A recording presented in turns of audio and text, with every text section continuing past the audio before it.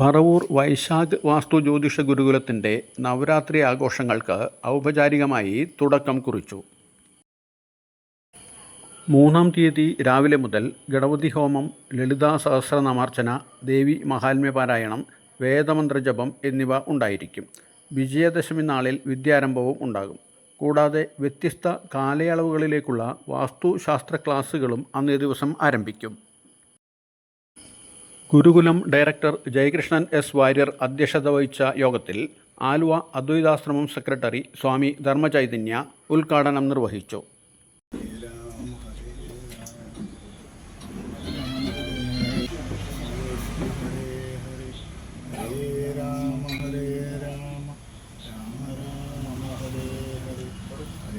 കൃഷ്ണ ഹരേ കൃഷ്ണ കൃഷ്ണ കൃഷ്ണ ഹരേ ഹരേ ഹരേ രാമ രാമ രാമ ഹരേ ഹരേ ഹരേ കൃഷ്ണ കൃഷ്ണ കൃഷ്ണ ഹരേ ഹരേ ഹരേ രാമ രാമ രാമ ഹരേ ഹരേ ഹരേ കൃഷ്ണ കൃഷ്ണ കൃഷ്ണ ഹരേ ഹരേ.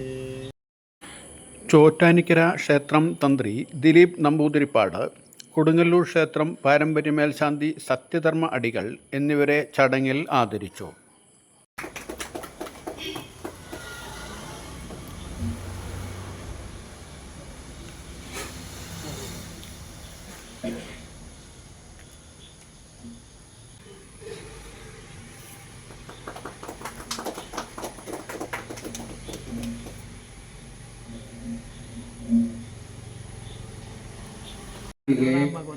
ശരണ്യേ ത്രയംബകേ ഗൗരി നാരായണി നമോസ്തുതേ.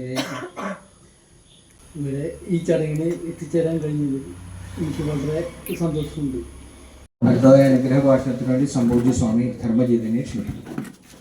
നവരാത്രിയുടെ ഐതിഹ്യത്തെ പറ്റിയോ അതിൻ്റെ ആഘോഷങ്ങളെ പറ്റിയോ ഒന്നും തന്നെ കൂടുതൽ വിശദീകരിക്കേണ്ട ഒരു ആവശ്യമുണ്ട് എന്ന് തോന്നുന്നില്ല. ഇന്ത്യയുടെ വിവിധ ഭാഗങ്ങളിൽ പല രൂപങ്ങളിൽ പല ഐതിഹ്യങ്ങളുമായി ബന്ധപ്പെട്ടുകൊണ്ടാണ് ഈ നവരാത്രി ആഘോഷം നടക്കുന്നത്. 9 ദിവസം നീണ്ടു നിൽക്കുന്ന വലിയൊരു ആചാരാനുഷ്ഠാനങ്ങളോടുകൂടി നടത്തപ്പെടുന്ന ഈ ആഘോഷം ആത്യന്തികമായി 2 കാര്യങ്ങളിലാണ് ഊന്നുന്നത്. ഒന്ന്, തിന്മയ്ക്ക് മേൽ നന്മ നേടുന്ന വിജയം. 2, അജ്ഞതയ്ക്ക് മേൽ അറിവ് നേടുന്ന വിജയം. ഇതിൻ്റെ ഒരു ആഘോഷമാണ്, അറിവിൻ്റെ ആഘോഷമാണ്. ഇപ്പോൾ ഈ നാളുകളിലാണ് വിദ്യാരംഭം നടത്തുന്നത്. ഇത് പ്രധാനമായിട്ടും സരസ്വതി ക്ഷേത്രങ്ങൾ കേന്ദ്രീകരിച്ചുകൊണ്ടാണ് നമ്മുടെ നാട്ടിൽ. നമ്മുടെ തൊട്ട് സമീപത്ത് മൂകാംബി ക്ഷേത്രമുണ്ട്, വടക്കൻ പറവൂർ. എന്നാൽ യഥാർത്ഥ മൂകാംബി ക്ഷേത്രം എവിടെയാണെന്ന് നമുക്കറിയാം, അത് കർണാടകയിലാണ്. കേരളത്തിൽ അതുപോലെ വളരെ പ്രധാനപ്പെട്ട മറ്റൊരു ക്ഷേത്രം പനച്ചിക്കാട്, കോട്ടയം ജില്ലയിലെ പനച്ചിക്കാട് ഒരു സരസ്വതി ക്ഷേത്രമുണ്ട്. അവിടെയും വിദ്യാരംഭത്തിന് വലിയ പ്രാധാന്യമുണ്ട്. ധാരാളം ഭക്തജനങ്ങൾ അവിടെ വന്ന് ചേരാറുണ്ട്. ശ്രീനാരായണ ഗുരുദേവൻ ഗുരുവിൻ്റെ പ്രവർത്തനങ്ങളുടെ സ്ഥിരകേന്ദ്രമായി നിശ്ചയിച്ച ശിവഗിരിക്കുന്നിൻ്റെ താഴ്വാരത്തും ശാരദാംബയെ പ്രതിഷ്ഠിച്ചിട്ടുണ്ട്. ആ ശാരദാ ക്ഷേത്രത്തിലും ആയിരക്കണക്കിന് കുഞ്ഞുങ്ങൾ വന്ന വിദ്യാരംഭത്തിന് അവിടെ എഴുത്തിനിരുത്ത് പങ്കെടുക്കുന്നുണ്ട്.